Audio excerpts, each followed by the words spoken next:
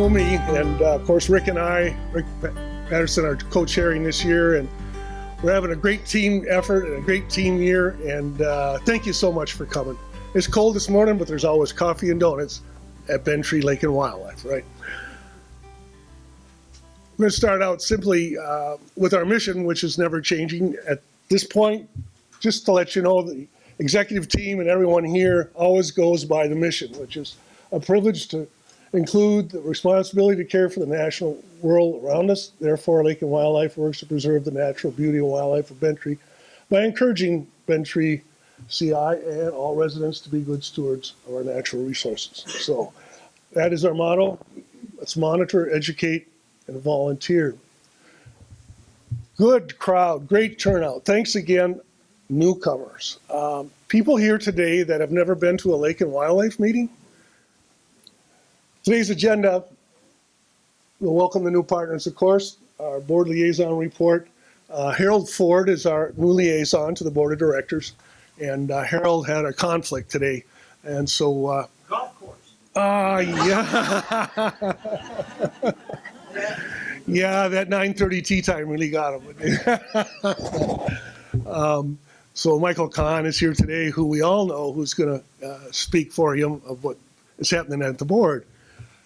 After that, I'm going to regenerate a little bit of the 23 highlights, just things that we've done here at Lake and Wildlife, just to give you an idea of what was accomplished and all the great things that are happening. Our 24 priorities, what are our plans? Where do we plan to go? What things are we going to do? How are we going to keep this thing going? And of course, we'll have some committee reports and then the treasurer's report. And my co-chair, Rick, will handle that along with some other great budget items that you'll want to hear about. The wildlife photography, great presentation. And at the end of the day, at the end of the meeting, we'll talk about those volunteer awards that Dara's put together with Rick and who won that. So we'll move right on. Michael?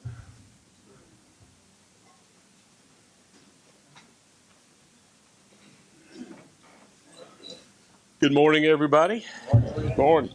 Great crowd. Contrary to what Brian said, I am actually staging a coup to get back into the Lake and Wildlife as the liaison. I drummed up something for Harold to do. Meanwhile, he sent me a full page of what he would like said, so I will proceed along those lines.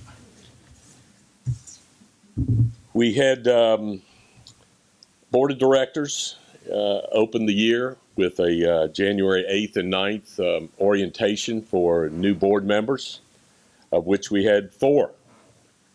We had a couple of folks could not fulfill their 3-year sentence, so we had openings, and we were very pleased with the number of people that actually wanted to step up to the board. So with that, we brought Tanya McTeer on and Brian Feehan as 2 new board members.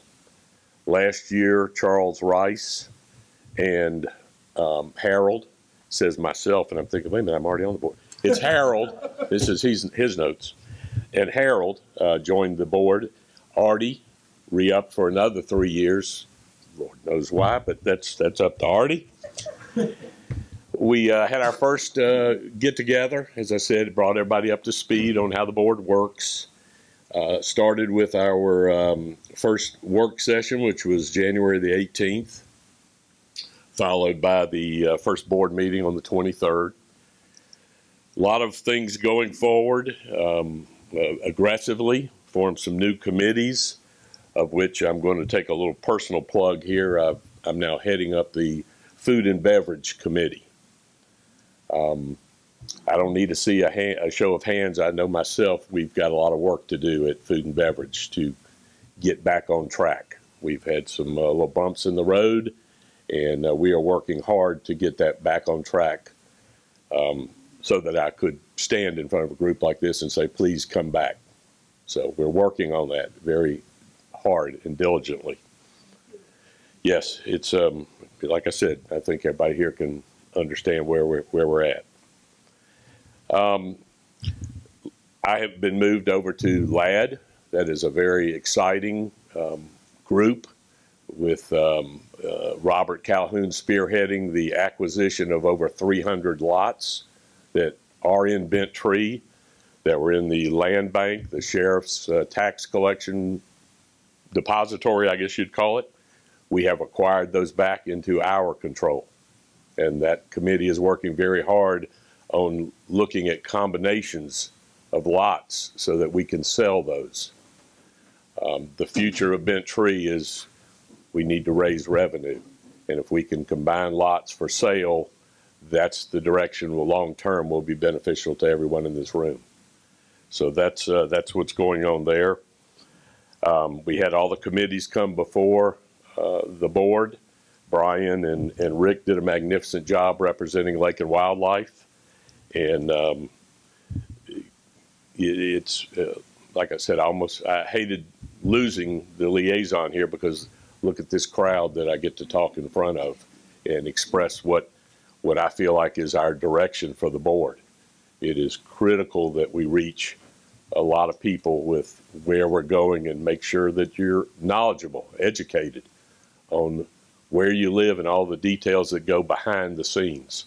So I'm sure Harold will do an excellent job. The accomplishments, I think Jim listed at his December meeting here with the cell tower acquisition, the passage of the CCF last year. These are all things that will generate revenue that we desperately need for going forward with our critical needs, our infrastructure. You know, we all are very proud of the fact that we don't have any debt. Well, we do have debt. It's our infrastructure. And that's long term that needs to be funded. So that's where the board is focused on. Everybody wants to maintain their standard of living, and I am no different.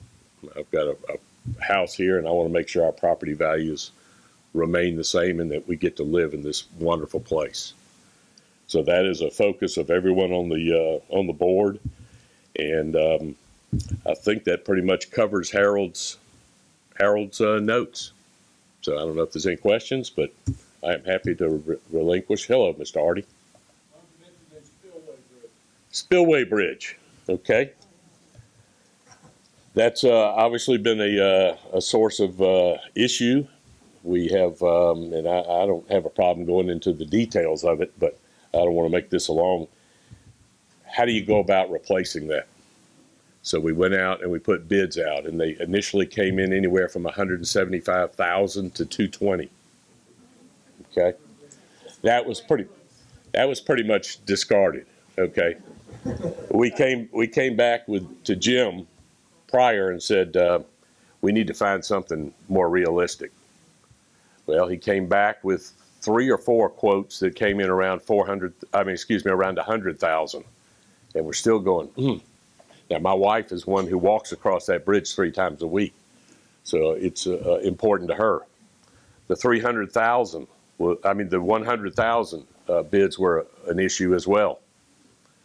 Where is the balance to provide that product? We have come up with a company that is willing to do that for the $50,000 that we would like to tie our budget to. And the key there is we're not building a new bridge, we're renovating an old one. Now, is that a little technicality? Yes, it is, because that gets us around permitting, liability issues. This is insurance, all the background details. So we are in the process right now of placing an order with that company. They were here last week, went through it, the design, and that will be moving forward. And we're anticipating, I believe, a 6 to 8 week. Artie, is that what we're looking at, is having that done? It's again, you go $50,000. That's a lot of money. It is, but it's a critical part over there for people who use that spillway and walking. It takes 3 weeks to get the trusses on there. I'm sorry? It takes 3 weeks to get the trusses on there.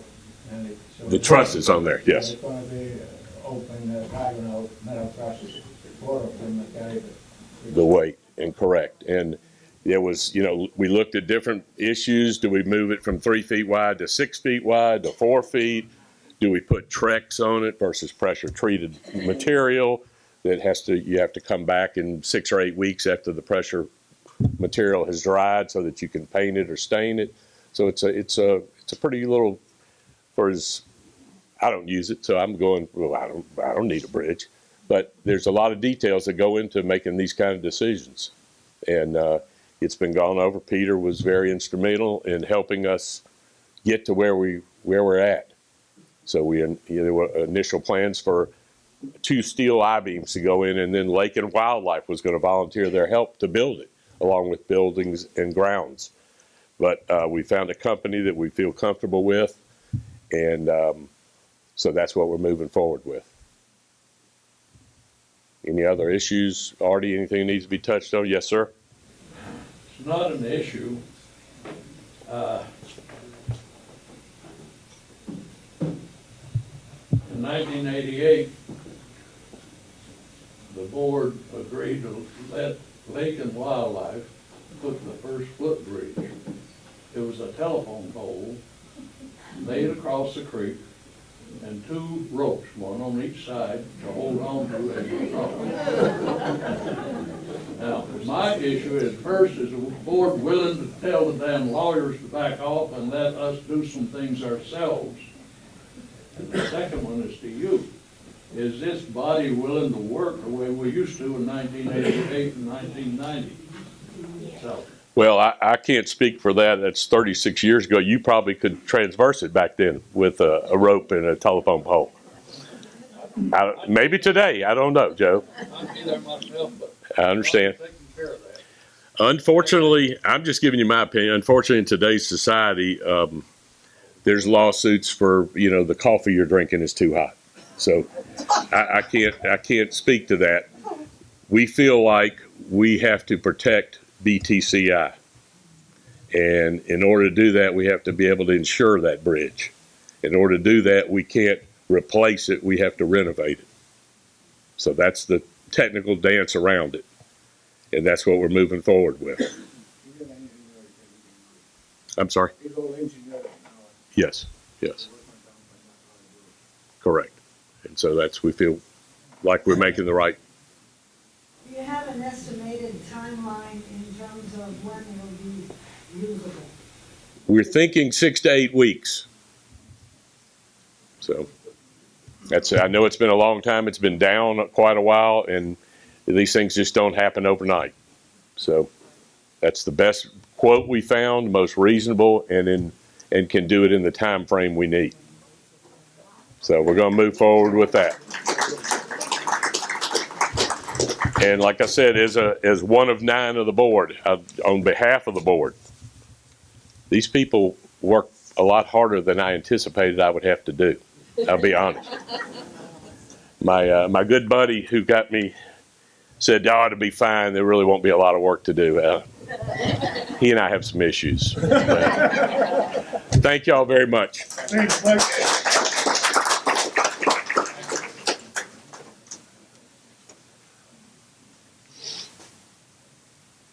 Thanks, Michael. Always appreciate it. Everything you do for us. Artie, appreciate it. Let's go back and look a little bit at 2023 and what was done and accomplished. The new access trail started up at Chestnut Cove. A lot of work on that. Extensions of the cove, the parking area. Rick was a big spearhead on that area. Tamarack Treasures. We moved to 2 fundraising events last year. Rick will give you a little more detail on the numbers, but that is a fantastic fundraiser, one of the main fundraisers we have here at Lake and Wildlife.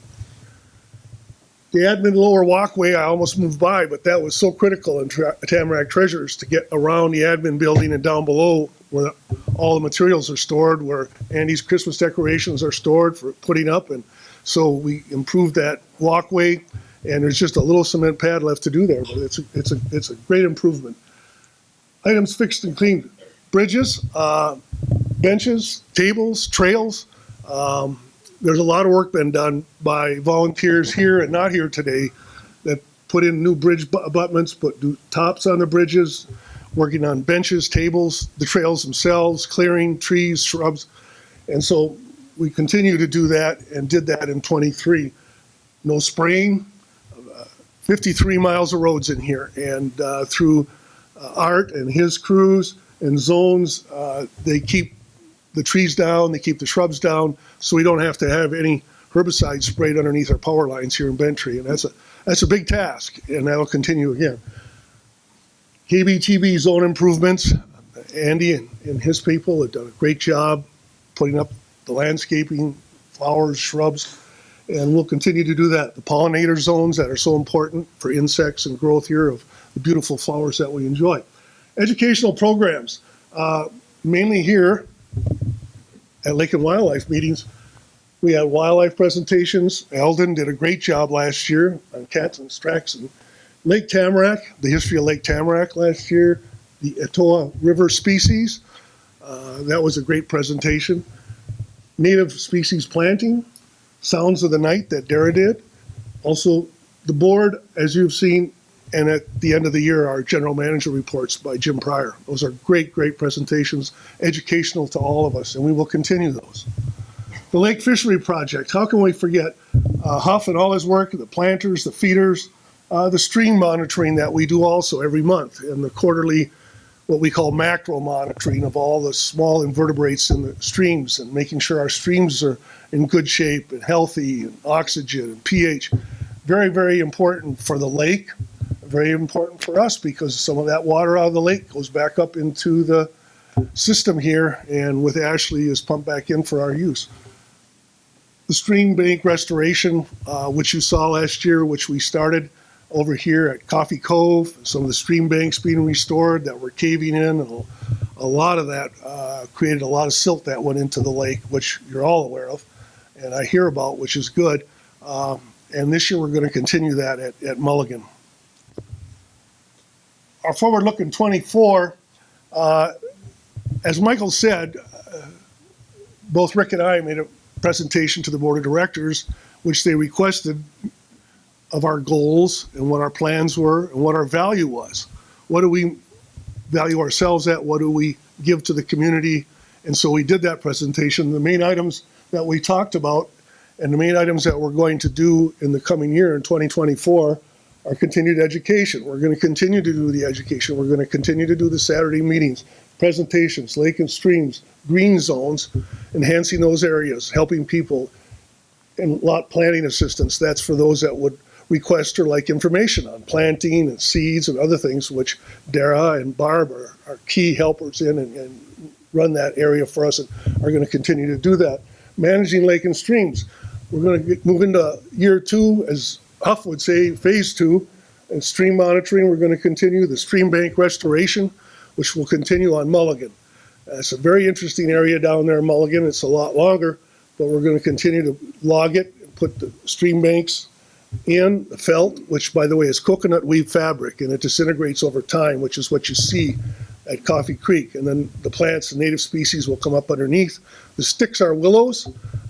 Kenny and Darrow are very helpful to get those willows and get them in place, and you'll be seeing more habitat and more species in that area now. And then we'll move to Mulligan, which is the second worst part. Sediment solutions. Very important. We had a sediment survey last year, as you're aware, where we hired a group out of Aquascape to go out on the lake and find where the sediment was, how much it was, where it was, and also give us some ideas on what we could do to get rid of it. And this is coming not only from Lake and Wildlife, but as a request from the board of directors. And when Glenn was there, he asked in the board that we give them recommendations. And so this sediment survey was done. And last week we had a meeting after fielding all the questions from people that had questions about, what do we do, where do we go? And so we met with Aquascape, with Jim Pryor, Ashley, myself, Harold, and he basically said, hey, those are those 3 areas in your lake that are bad: the dock area, the beach area, and Mulligan. And they had no prior information. They just went and did their work. 310 test spots all around the lake. And they said, based on what they saw, the depth, the water, normally you want 3 to 4 feet of water average for the whole lake between the top and the sediment. Ours was 2.1. So again, it reaffirmed that it was specific areas, it was out so many feet. And so then of course, what do, right? So it's there. It's old. A lot of it has been there for a long time since, the big floods that a number of you are aware of that took place 10, 12 years ago, some sooner. But I think the important thing is that we know we can find what it is, where it is, and then, of course, now we have options that we'll give to the board about whether, you want to hire a dredge, you want to put an excavator on a barge, or do you want to use an excavator from the shore and just take it out and then move it, and then, where do you put it? And so all those things are on the table. From a financial look, if we were to do all three areas at an average cost of $50 per cubic foot, 1.5 million. Oh, that isn't going to fly. So how do you eat the elephant, right? One bite at a time. So there's options where we can do certain areas, small excavators, pull it up, put it out, put it in areas, let it dry. So those are all on the table. But the board has reserved some $40,000 to $50,000 along with the stream bank that they'll continue to put in each year and save that for use and use it in a right way, in a positive way, and just take it out from the worst spots and move along. So no answers, but all the questions have been answered and put on the table. Amenity maintenance, hiking trails will continue to be maintained. Green and pollinator zones also with the help of not only Barb, but Dara, Sally Doss Nature Center. We're going to continue to work on that and improve that area for educational purposes. And of course, fishing. Amenities, a lot of this comes from the survey that was answered by you. And it said, hey, what do you like? What don't you like? Why are you living here? What would keep the value of your home up? So your amenities were number one. The lake was number one. Trails was number three. So we want to focus on what the people need and what they want. And that's where we're going with this. And at the bottom, communicate to our partners our progress with BTCI and our community.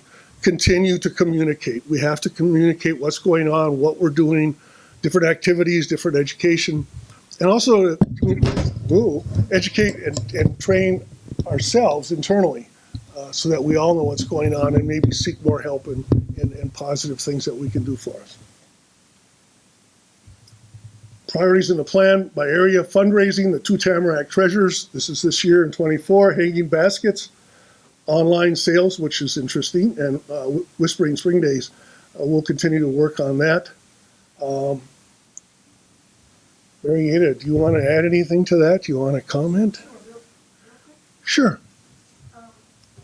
On every other chair, there was one of these sheets, and if you didn't get one, please feel free to pick one up over there. But if you can give us just 2 hours of your time, it would really help. Raise your hand if you've ever helped on Tamarack Treasures. You can see lots of hands in the room. We can use even more help this year because we're planning to have our sale upstairs and downstairs.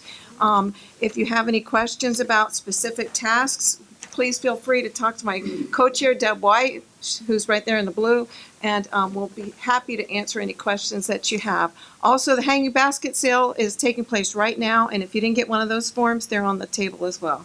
Thank you. Thanks, Marietta. Lake and Streams, Huff and I, big partners in this, but fishery improvement will take on its second year. There will be shocking, planting, there'll be a few more feeders that are put in the lake. We're also going to increase the habitats a little bit.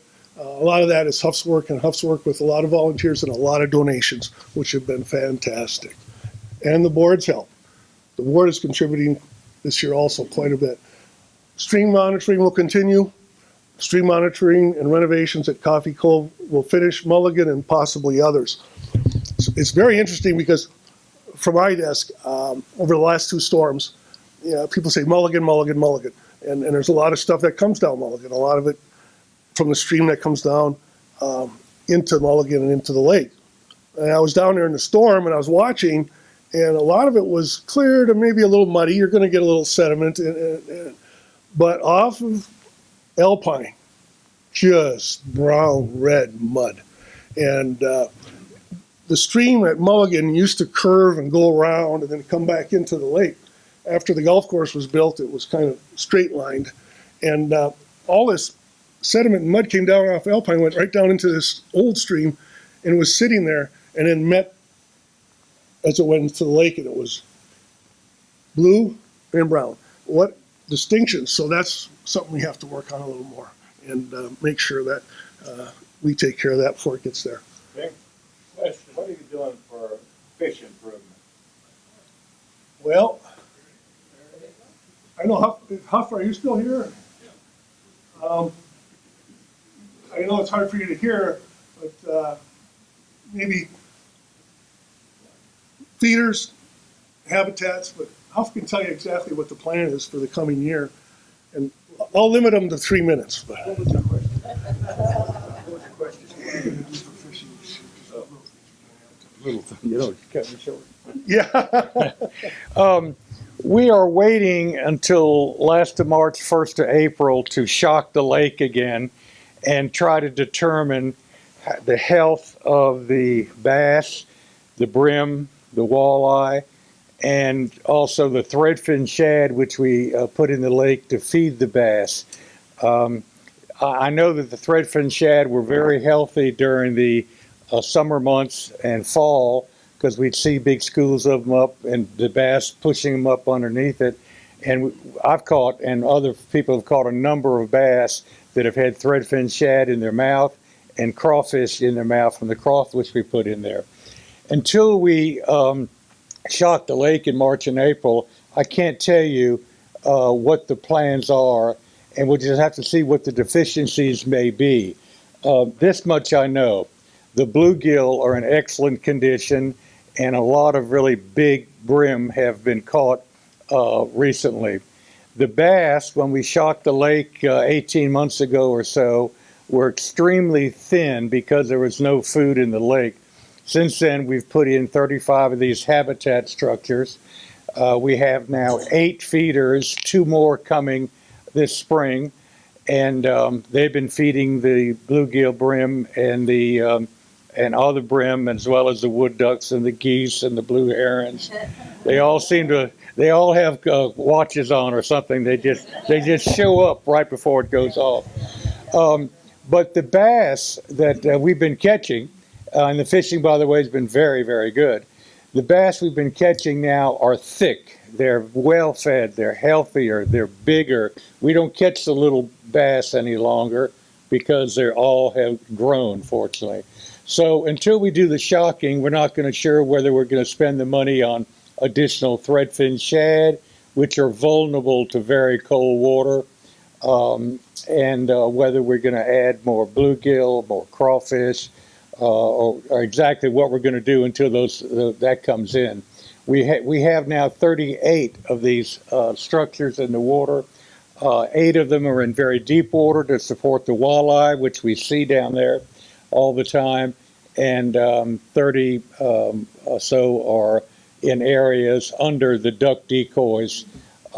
And the feeders themselves have been very, very successful. So that's the plan, waiting on the shocking to determine exactly where we're going. What size is the walleye? Pardon me? The walleyes, what size are they? Right now, they're somewhere between 12 and 14 inches. They've been hard to catch. I've caught 3, but I'm telling you, they're not easy to catch. The biologists tell me that as they get bigger, they become easier to catch because they're hungrier and need to feed more. So, but they're a great eating fish. We are changing the limits this year so that you can keep some brim of a certain size, and you keep some walleye of a certain size. So we're opening up, because of the success of the brim and the bluegill and the walleye, we're opening that up a little bit now so people can have a little fish fry when they go home. So we are, by the way, one more thing, and then I'll take another question. We are, for Youth Week, we are having, I'm going to handle a group of kids going out fishing, and I've got some really good fishermen who've lined up to help me, and we can take 6 or 8 or 10 or 12 kids out, and then afterwards we're going to have a fish fry at the boat landing. So I think that's going to be a lot of fun. And any other questions? No? Okay, thank you.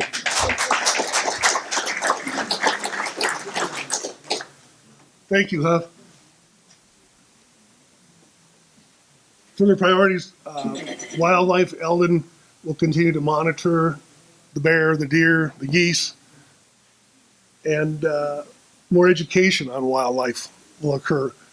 And of course, the deer survey, which was done by the University of Georgia, and we'll be getting results on that in more detail and information.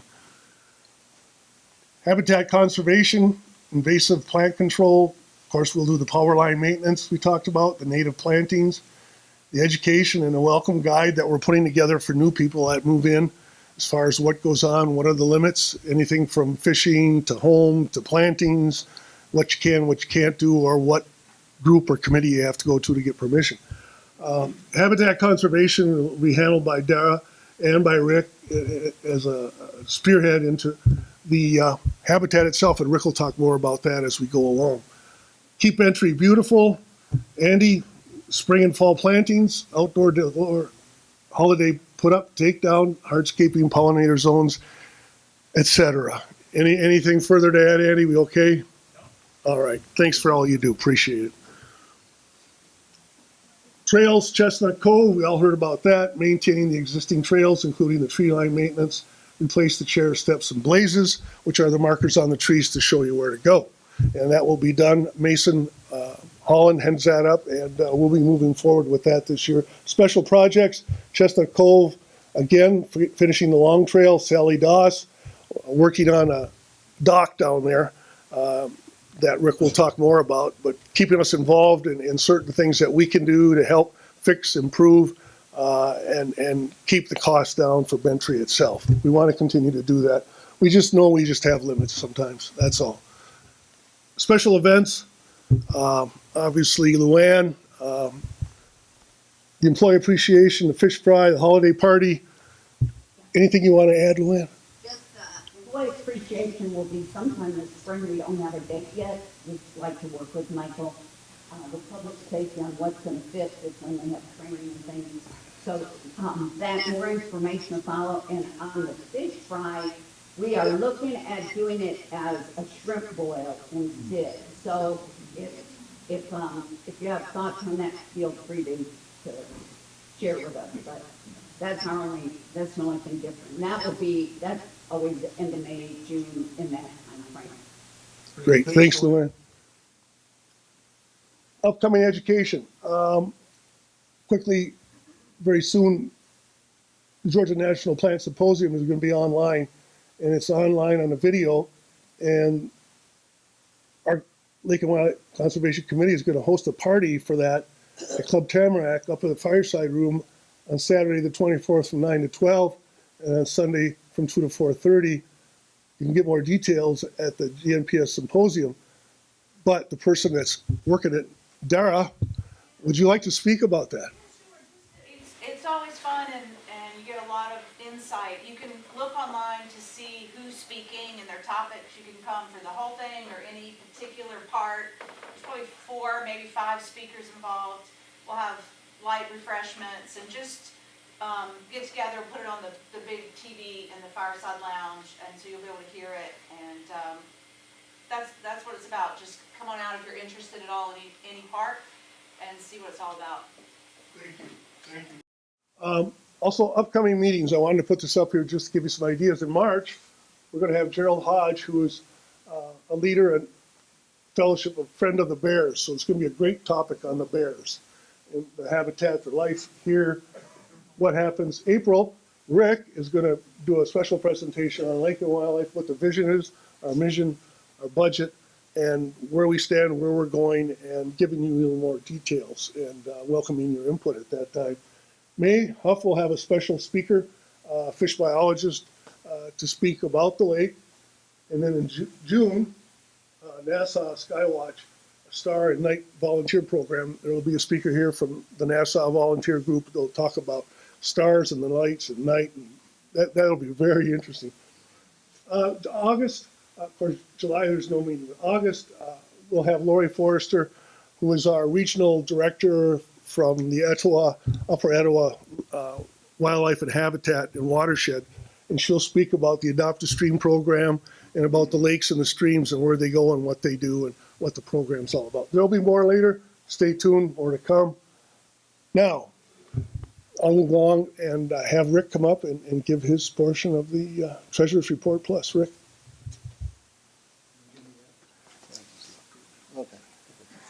Hello, everyone. Good morning. Good to see you again. Man, it's been a long time since we had a meeting. I told Mark and Nan, I'll introduce in a minute, that we'll have about 70, 75 people there, so 20 of you have to leave. Anyway, it's great turnout, really good. I think everybody's getting tired of the winter blues and wanting to get out a little bit, right? So at least it's comfortable in here. I'm moving into a co-chair role with Lake and Wildlife again with Brian and Denise McCabe. Denise is in the back. She's going to be our treasurer, and she's going to do a great job for us, and we appreciate that. I'm just going to give you some highlights of last year. Last year, we started the year with $22,800. We received $30,000 last year. That's gross revenue from the sales, from Whispering Spring, from the hanging baskets, poinsettias, donations, all that. That's gross of everything.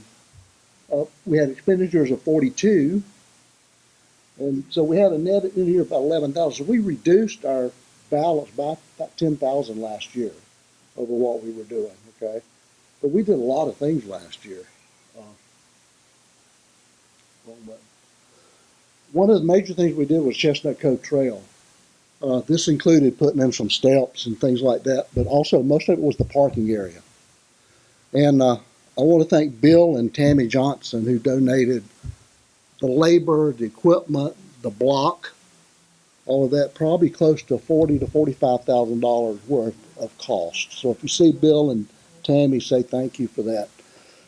In that agreement, we agreed to buy all of the rock that went on the ground, the crush and run and the gravel and things like that.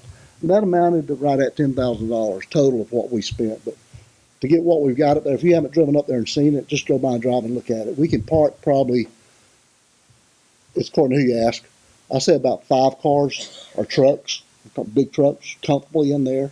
So it's, and I doubt we'll have that many at one time up there anyway, but we've got plenty of off-road parking, and it's nice. There's going to be some more work done up there. We're putting up a guardrail on the lower side, which is 6, 8 feet off the ground, and we're also putting in some plants and things around that area. And we're putting up signs. Wayne Collier and Mason and Robert Calhoun, there's several of them that are still blazing some of the trails. We will have a long trail. It will not be blazed. It will not be maintained, I'll put it that way. It'll be there, but it'll be a rough trail. And we're hoping to extend it all the way from Chestnut Cove over to Shadowwick, which is a pretty good trail. That's one thing we're missing within Bent Tree is what we call a long trail. But that's probably a mile, 2 miles, maybe, as a crow flies. As you walk, it might be a little bit more than that. But you won't be able to come, you have to come back. So what we've got with this parking area is you can bring a car and park it at Chestnut Cove, go over to the other end of the trail and hike it back and have somebody pick you up or whatever, drop you off or something like that. So we're going to have about 3 or 4 trails up there. We're talking about going up to Big Stump, some waterfalls up there that's real nice, and it's a developing system. It's a system, and all the trails and markings and all that hopefully we'll open it probably in March. Open it. That don't mean everything will be done. We'll still be blazing, but there'll be some opening trails up there. So have a chance to drop by and look at it. The Duro family donated the land they were doing. So if you see them, say thank you. The lake project, Lake and Wildlife, is providing $5,000 last year to the lake project that Huff was talking about, along with donations made through the foundation, along with money from BTCI. So we're putting probably $30,000 to $40,000 a year into the lake to get it, to revive it. Yeah.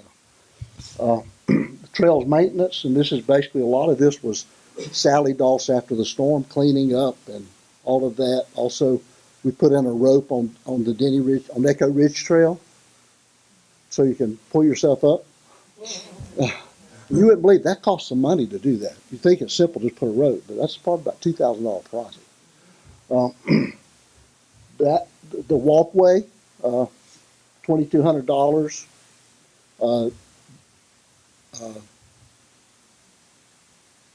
BTAC gave us $1,000, so it's about a $3,200 project. That allows us to use the basement of admin to store stuff for Tamarack Treasures. Sally Doss Trail, $1,600. That was mainly one of our first projects of restoring streams, was restoring the little stream bed there at Sally Doss, which you've noticed the rocks and all there. And that was sort of our test plot, so to speak. And that's what that money was for. That was over last 2022 and 2023. The docks, $1,000. We put new boards down on the dock.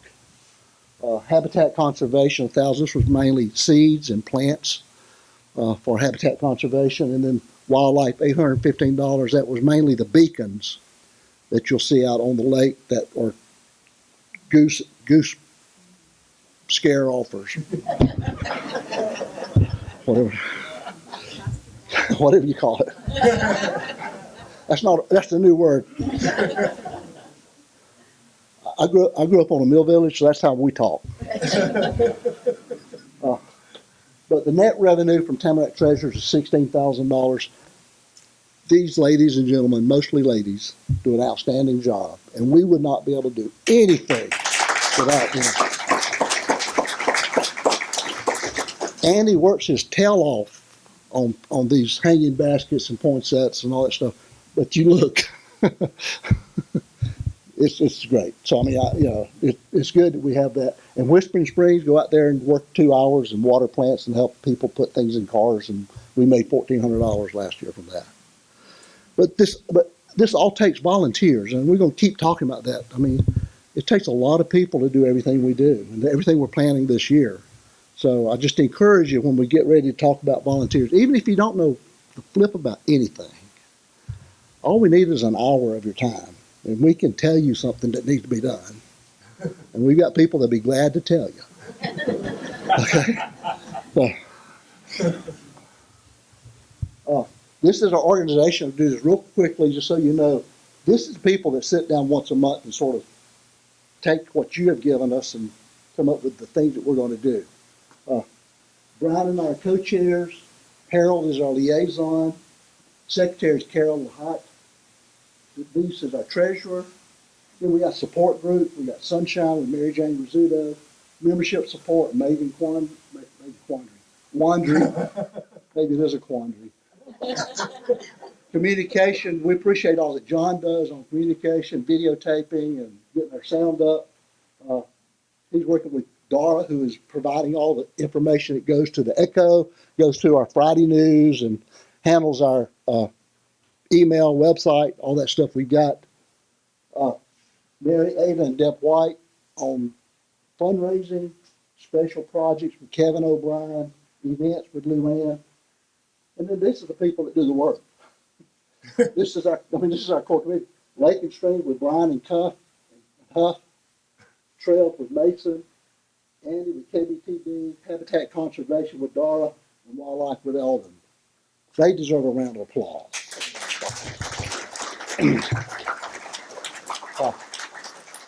So that's the people that will be glad to tell you what to do.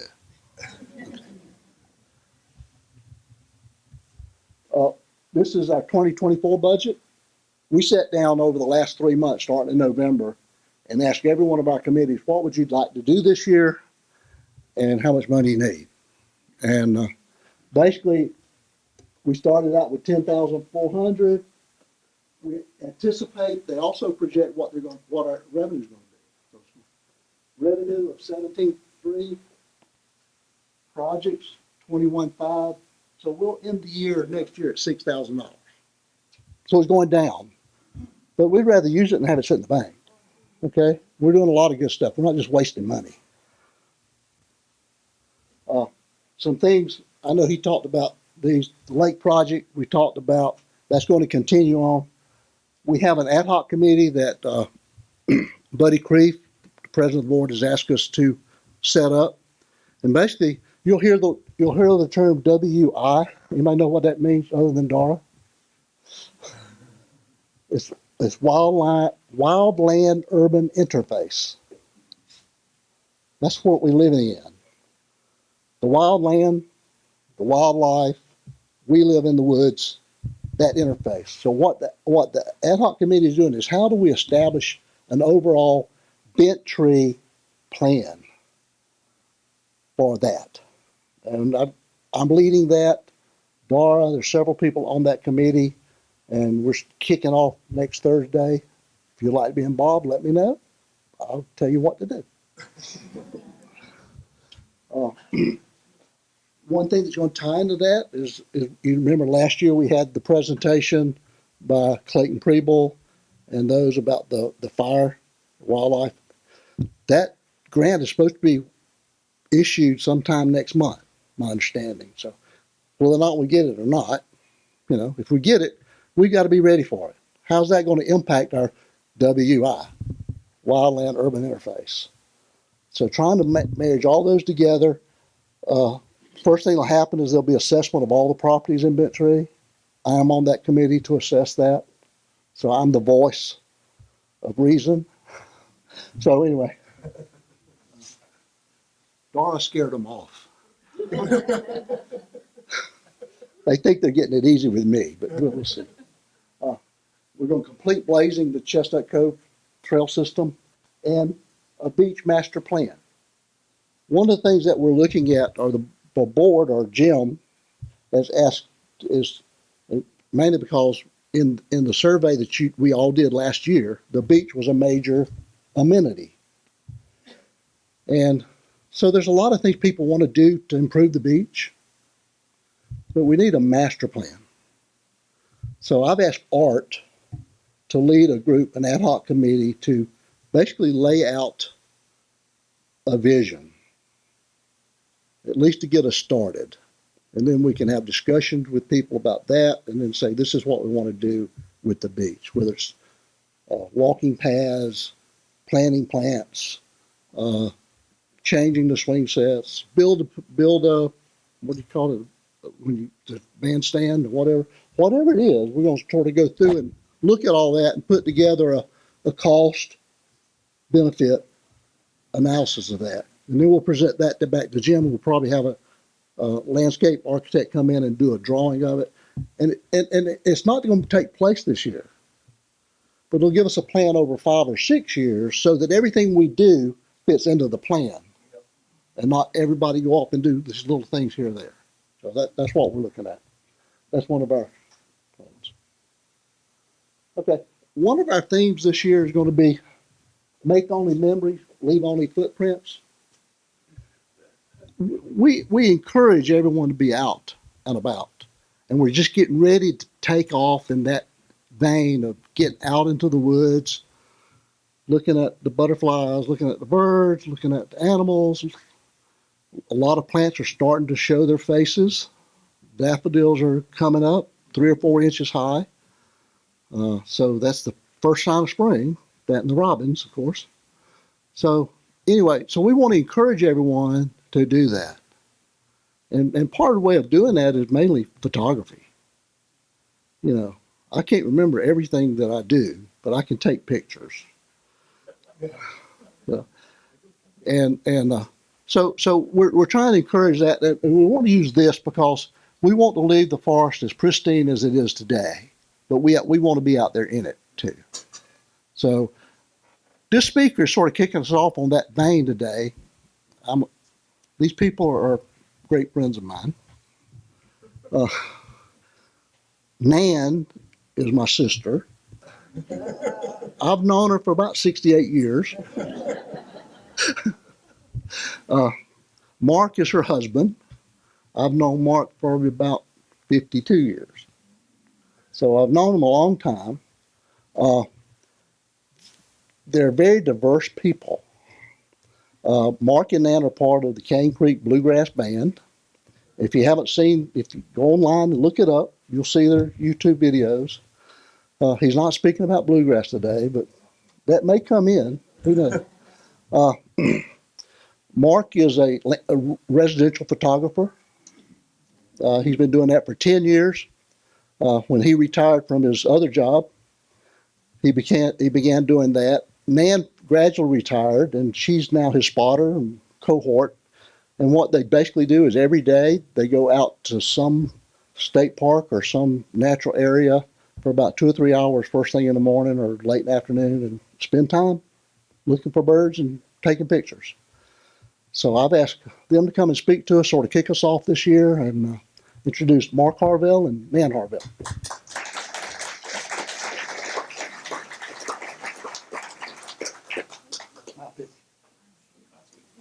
Good morning. Can you hear me? Again? Good. He can't hear anymore, so he claims that I can't talk loud. But we're not professional birders, or what do you want to call it? There's all kind of different ways to be a birder. Some are very serious. Some are very casual. We're very casual. We grew up in Greenville, South Carolina, and when we got married, we moved out into the country. Not very far. We still commuted back and forth to Greenville. We started backyard birding because when you're living right on the outskirts of a city, you see your pigeons, you see your redbirds, you see your robins, but you really don't see that many great, beautiful birds. And when I graduated, I left home, and my dad would never let me ride horses. And I remember when as soon as I moved out, I started riding horses. I started taking lessons, and I saw my first bluebird. And Started crying, didn't you? probably. But we're still working, and we just did the backdoor birding. He's always been a photographer, even in high school. When my hair was brown. No hair here, but lots of brown hair. But he's always taking pictures of the bees and butterflies and our backyard birds. And then about 10 years ago, his dad became very sick, and he lived right behind Conistea Nature Park, where a lot of you went and hiked on recently. That is our favorite place.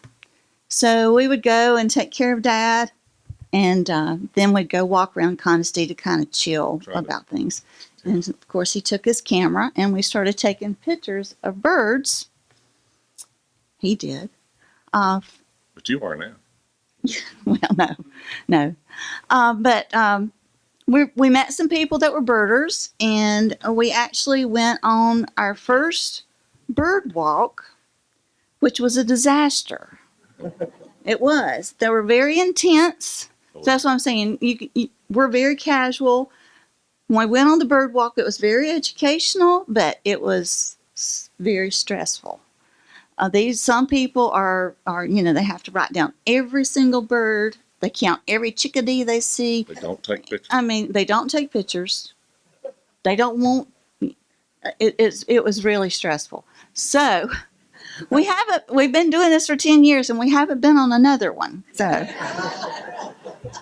So it's usually just ourselves. We've met some casual birders and some photography friends, and we'll talk about the photography.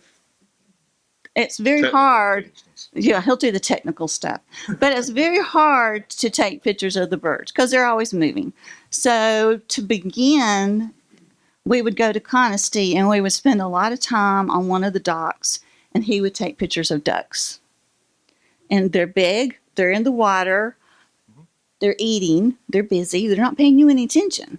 It's a good way to get started with taking the pictures of the birds. And you got your, all the waterfowl, even the kingfisher, the egrets, the herrings, they're all going to be in that small space. So that's the best way to get started with them. They're bigger too. And I noticed your little big canoe brochure is very nice, and it's a lot of the birds that we have down home. Same. All these birds that he has up here are all around where we lived, except for the painted bunting. Yeah.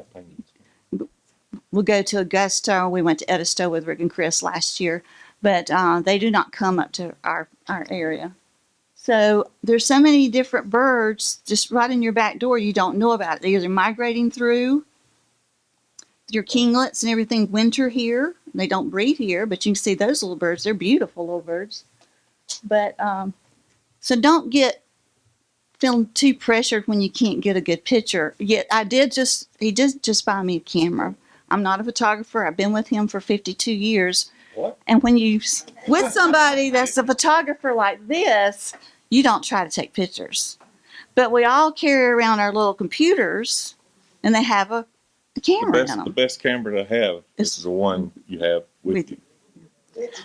But he did buy me a camera because he does not like to take pictures of the backyard birds anymore at the bird feeders.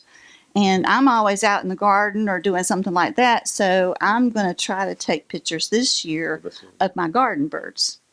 Because he'll be inside working. I'm not working anymore. And I'll say, come out here with your camera. There's a pine bunting or a pine warbler or something out here, pine warbler. And no, I don't want to come out there. He'll take pictures of the hummingbirds in the yard, but that's all. So I'm going to let him talk about the camera aspect of it. But really, this hobby is the best thing to do when you're not pickleballing and golfing. You do it on your own pace. You go whenever you want to. You don't need any fancy equipment. You do need a pair of binoculars. And they can, well, you don't have to have them, but, some of the birds are so small. And we would not know what they were if we didn't have a binocular to look for or his photography. Also, the best thing that we found out a couple of years ago was an app on your phone called Merlin. There's other birds. When you're walking around and you hear these little voices, you don't know who they are. But you can pull that up and it'll tell you who's singing out there. So they say if you hear something or see something moving, a shadow, you need to stay there at least 10 minutes and look for it to see what, the chickadees have lots of words. They're always saying something. Different voices. Yeah. But that has been so helpful for us. So if you want to really get into it, put up a little app on your phone. When you hear something, you can just run it through there and it'll tell you exactly who's singing out there. And it's wonderful. If y'all have anything you want to know, just ask us because we're not very good at this. I'll let him talk about Merlin. It's a free app. There's no cost to it. And it can tell you what the song is. It'll give you a description. It even lists of calls that it does make. Because they all have different voices during the year. If they're breeding, they change their outfits for breeding. Some of them are really, really colorful when they're breeding, but in the time, they're just dull little green birds or little olive birds. There's so many of them. They all look like goldfinches, but they're warblers and stuff. All right, technical stuff. You can get as crazy as you want about birding, and you can click it if you want.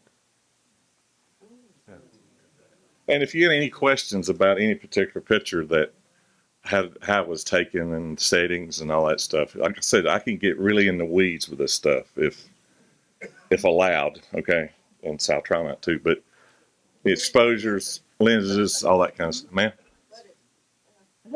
yeah, Gorgeous. it's got lunch too. What is this? It's a red shoulder hawk. You have them here, I'm sure. Yeah. Blue-winged teal. But couple. Wow. Wow. Oh. Everybody's favorite. Absolutely. I'll switch. Mm-hmm. Cooper, I think. green wing. Is that green heron? Green heron. That's not a green heron then. What is that? That's pine warbler. Northern parula. Black and white warbler. Somebody knows their bird. Another northern parula. Okay. Cool. Red tail. Indigo. Indigo bunny. Killdeer.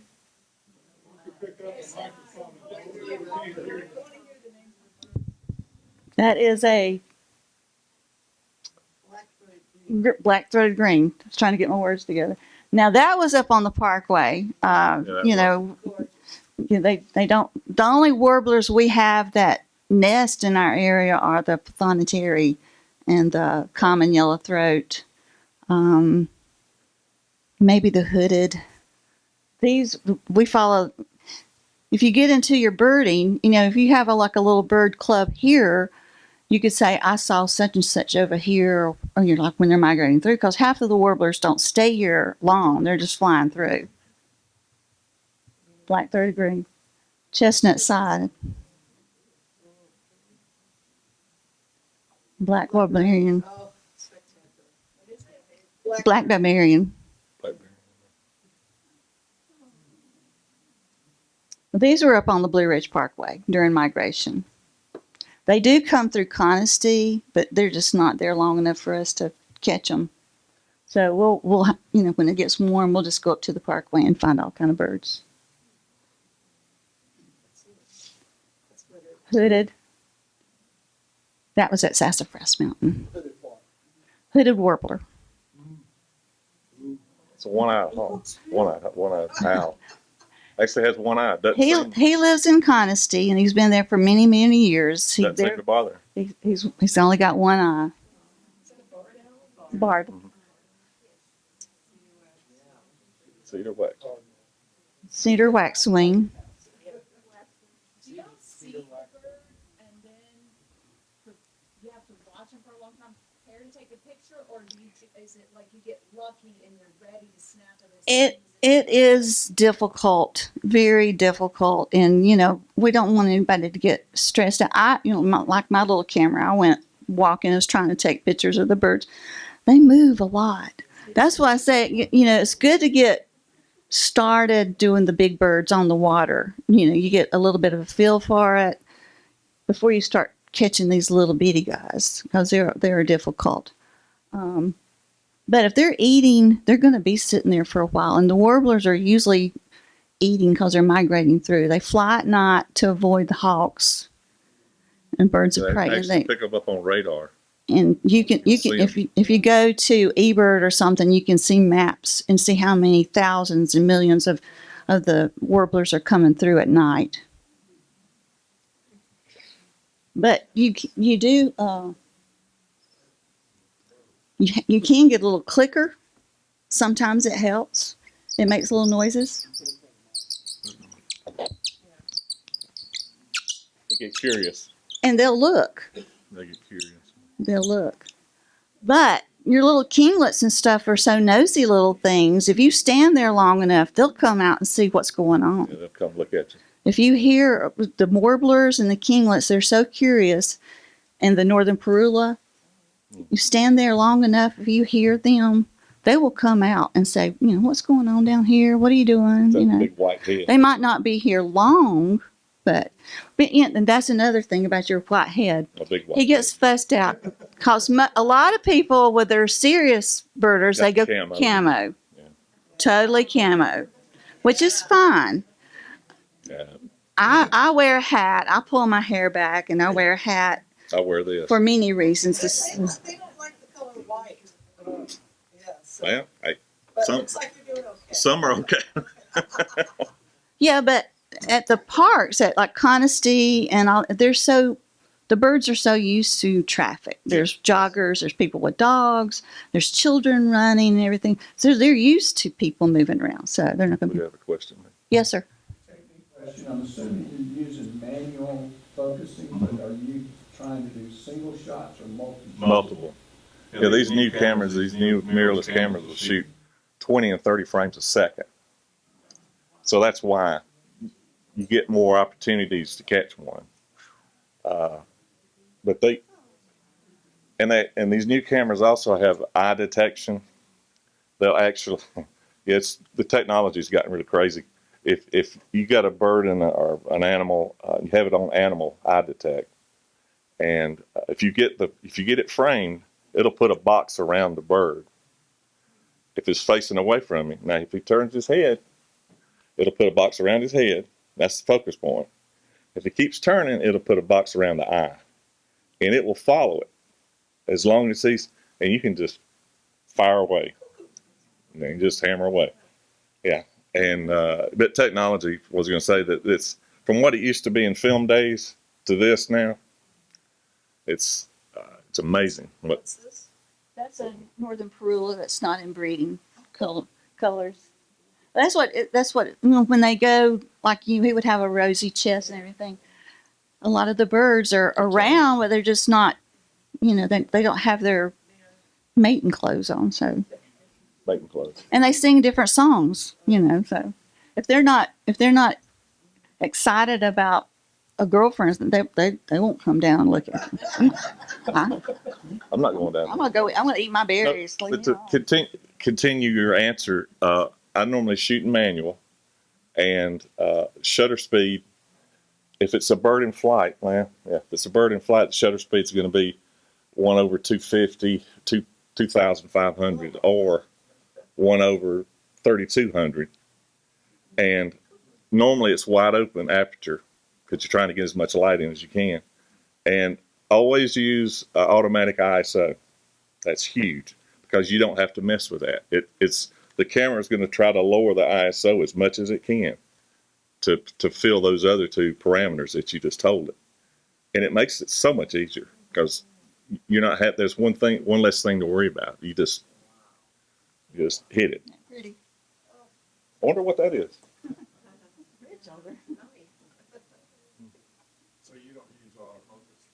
Oh yeah. Oh yes. But when you shoot a manual, you're shooting. That's just exposure. Yeah, it's just exposure. Are these Eastern pictures Towhee. one, like, for every one that you got that's so beautiful, were there 1,000 that you had? Oh, there's a lot you don't see. There's a lot you don't see. Yeah. There's a lot you don't see. Yeah, they're throwaways, believe me. A Yeah. lot. So you go out and if you took pictures for an hour, then you'd spend 8 hours on your computer sorting through them? Not 8 hours, huh? Not But a lot of times. but Find it's the jewels. yeah, and again with the technology that we have now. Now this is about $7,000 right here. But what it Wrap what that around your neck. It's a hard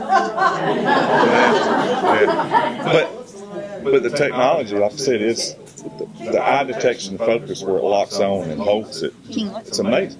Females. Rubies. If you were to begin with a budget of $200 or $300. Uh-oh. Uh-oh. Just for like an amateur, for, beginning, like a teenager. Well, this camera here that she just got this week, yeah, $650. And it's got a zoom lens, but I'm sure you can get some really, really good pictures. I've only used it twice. I got one good picture, halfway decent picture. But to get a picture that you can actually come home and look at on the computer and get a correct ID, because sometimes you just can't figure it out. Sometimes we'll actually take a photograph, and I'll take Merlin on the computer monitor and take a picture of the bird on the computer monitor, run it through Merlin, and it'll ID it off that. Yeah, so it's that's a bunch of green-winged teals. A lot of them. There's a lot of bluebirds. Winter wren. Winter wren. People in the back probably couldn't hear that. That was a, I'll back up. Winter rim. That's good. What millimeter is your lens? This is 100 500. I also have another one that's 800. 800 millimeter. And that's what a small bird you got. White-throated sparrow. You got to get close, or physically you get close, or millimeters. Close as you can get. This will focus down to about 3 feet. You stand long enough, when you find the ruby kinglets and the golden crown kinglets and the northern parula, you stand there long enough, if they're in one of their little sassy moods, they'll come out and land on your head. They will come out and just, it's crazy. 10 or 15 minutes, sometimes we'll spend 30 minutes. But they say if you hear something, like if you hear a little voice, you're not sure, run it through your app, see if, do I want to hang out and just look for a chickadee or something, or do I need to stand here long enough to see if they're going to come out and see me? I know I worked with him some with his real estate, and since COVID, sometimes I don't go into the homes because people are still a little bit nervous about a lot of strange people coming home. So if the agent's there, so I'll just sit in the car and wait for him. And one day, one of my friends was waiting for the Mississippi kites to come because at the end of the summer, when they start plowing up the fields, the grasshoppers and everything start hopping. The Mississippi kites and the swallowtail kites come in, and she's been looking for them. So I was sitting in the car and I heard a brown thrasher. And, they're very vocal. They have all these songs. So I ran it through my little Merlin, and he was making turkey calls, redbird calls, Mississippi kite calls, One bird. a whole list of them. So I took a picture of it, on my phone and sent it to my friend and said, "Look at all these birds I'm here and sitting here." And she went, "Oh my goodness, there's a Mississippi kite." And I said, "No, it's a brown thrasher. He's sitting there just singing his heart out, just sing all these songs." So, some of you have to look for them. What is this? Green-winged teals. About the lens, I'm sure it's got stabilization on it. Oh, yes. But is it stabilized enough where you're able to handhold it, or do you use a monitor? What? No. Handhold. All this is handheld. When we get through here, come up and I'll show you. This actually has the image stabilization in the lens and the body. It's crazy. Even my binoculars have it in. Yeah. So, when you look through binoculars and everything's shaking, push that button on top and all of a sudden it stops. What is this? Golden crown kinglet. That's the female. Did we have those? Should. They winter here. They go north to breed. Shelter. Northern. That's a ruby.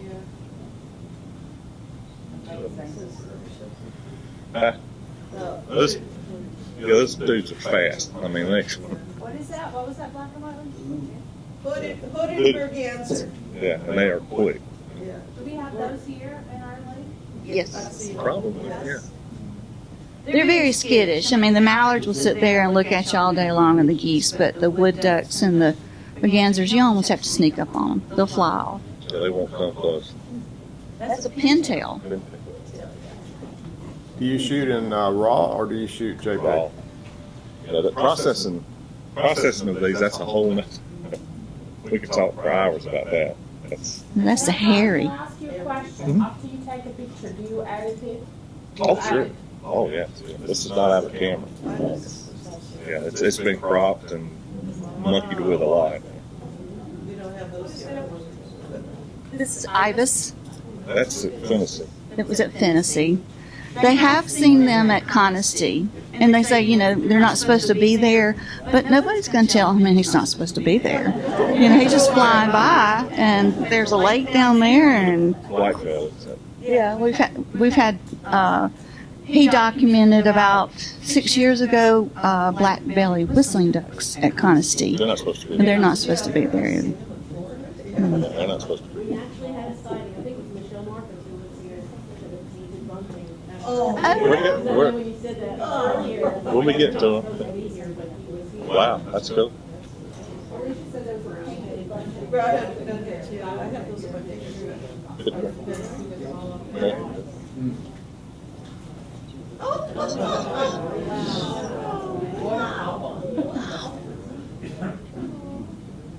Wilson Snipes.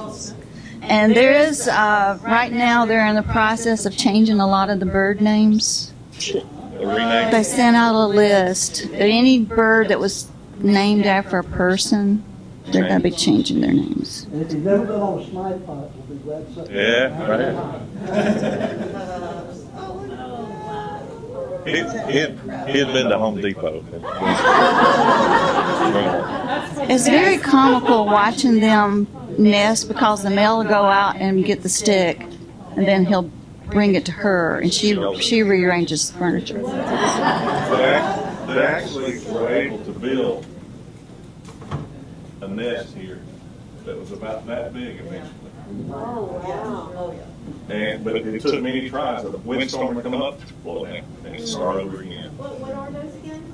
Great blue herring, We definitely have those. the ruby kinglet.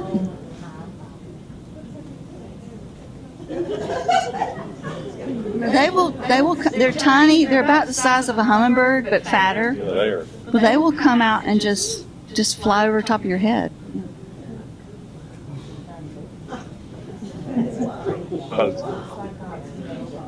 Oh, black crown. Yellow crowned. That was just like 10 miles from our house. There's another little nature park. Not a lot of traffic in it, and they're very well known to be. We live in Anderson, South Carolina now. We got some warrants in Georgia, so we got to get out of here. Wide-eyed vireo. Great sense of humor and amazing pictures. Well, they're so comical. I mean, they're so sweet and just full of themselves. That's not tough. That's a Blue-gray gnatcatcher.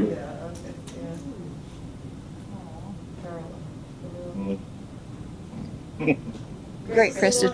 Great. Like a dog whistling, or somebody whistling for their dog, a great crested flycatcher. little.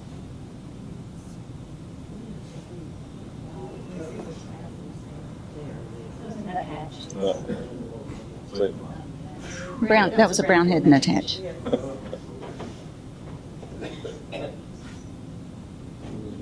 American bittern.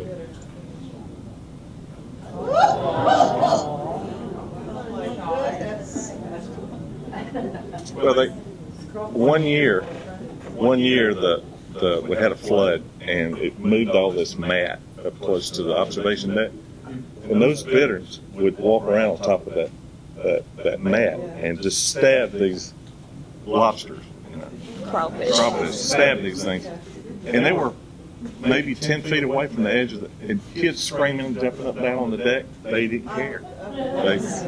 They'd flip them and knock the legs off of them. Down they go. Right there. Hooded warbler. Blue-headed vireo. All that's not your blue. What's your favorite bird, personality-wise, and why? Which ones do you like?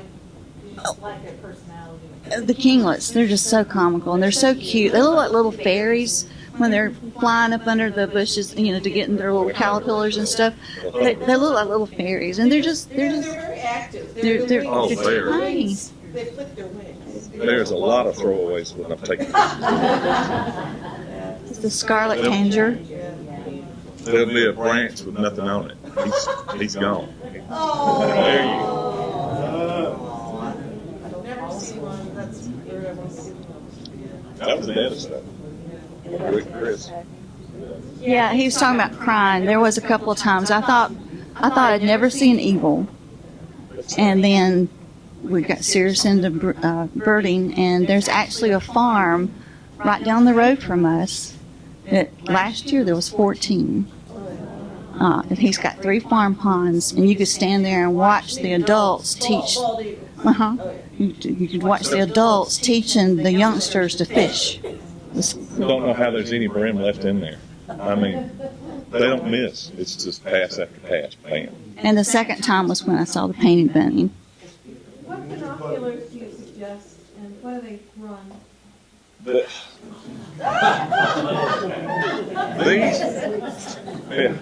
These are fairly advanced binoculars. It's their Canon, and it has that image stabilization in it. But they were $700-800. But you don't have to get crazy like that. These are 12 by 36, which is magnified 12 times.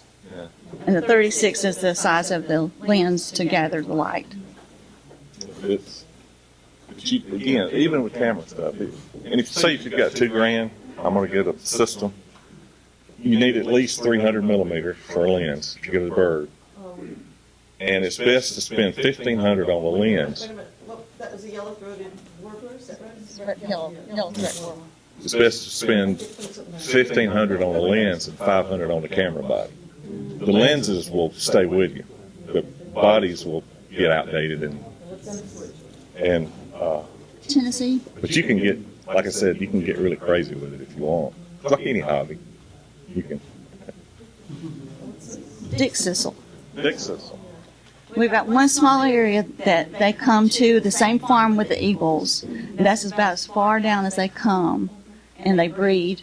You won't see them any further east. Midwestern birds, They will come that far. It's just a very small spot that we can see them. He's on a cattle farm, hence the barbed wire. It's in the camera. Singing to the world. Okay, scroll on through a bunch of them.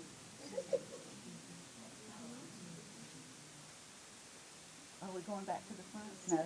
Ah, see, snuck in a butterfly. I was going to tell you, since Rick told me y'all had your green space and your pollinators, that'd be the perfect place to start photographing. Because I've been planting a garden since I retired, and I know the more sunflowers and other little zinnias, things like that I'm getting the pollinators, I'm getting more birds. We actually had an American redstart in our garden last year.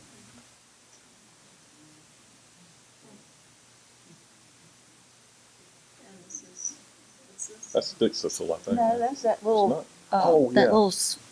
field Oh. sparrow. Yeah. He opens his mouth like he's going to say a big, and goes click. Yeah. He's like, click.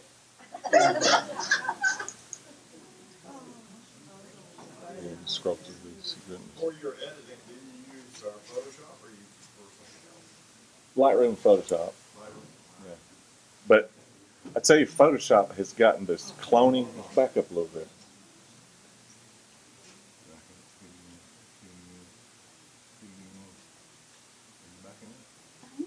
Okay. Photoshop has this repair or smart erase, shall we say, something like that. And this particular image here had a stick that went right through. It went right through here. And fixed it in, and you tell it's intelligent. You know, it's AI now. And it fixed it. Yeah. Just like that. Yeah, you can save a lot now. Save a lot of people.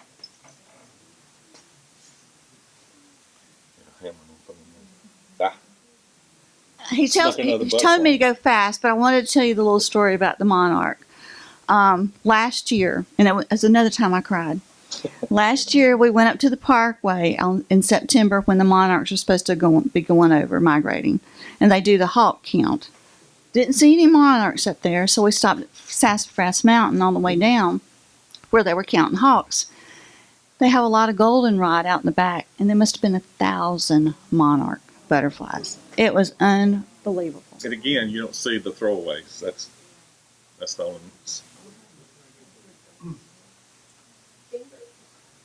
That is Phoebe. Phoebe. Cooper. There you go. What's this? What was that? That's the northern Karula. Yeah. The female. Different, yeah. Okay, Will it just run? I don't think so. Well, keep. We're gonna wrap it up. Rick's giving us a. If yeah. Go on and on. Yeah. If you have any particular questions about any of the images or that kind of stuff, or what this stuff, just come on up and we can talk. Thanks for having us.